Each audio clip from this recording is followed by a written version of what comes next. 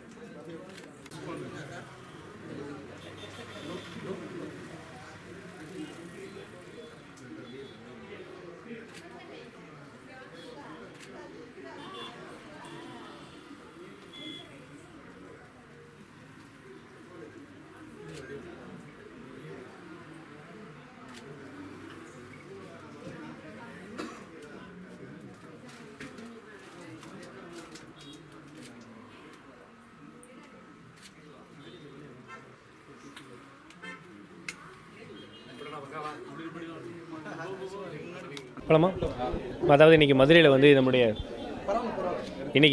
நம்மளுடைய 136வது outlet of studio 7 bridal and salon வந்து லான்ச் பண்ணாங்க. இது லான்ச்சுக்கு என்னை கூப்பிட்டது ரொம்ப ரொம்ப நன்றி.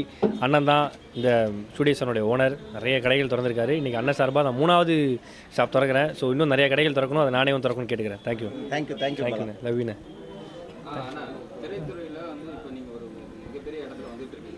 ஓகே.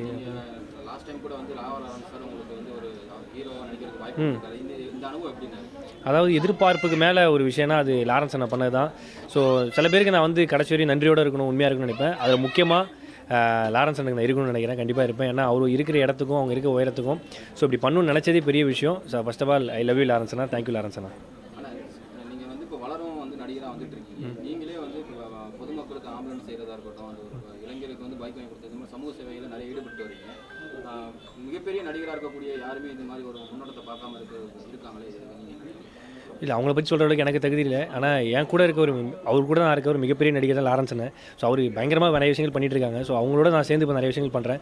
ஸோ அப்படிலாம் இல்லை பிறகு நம்ம யாரை பற்றி இல்லை, நம்ம வேலையை ஒழுங்காக பார்த்தாலே போதும். யாரை பற்றி சொல்கிற அளவுக்கு எனக்கு தகுதி இல்லை, அறிவு இல்லை.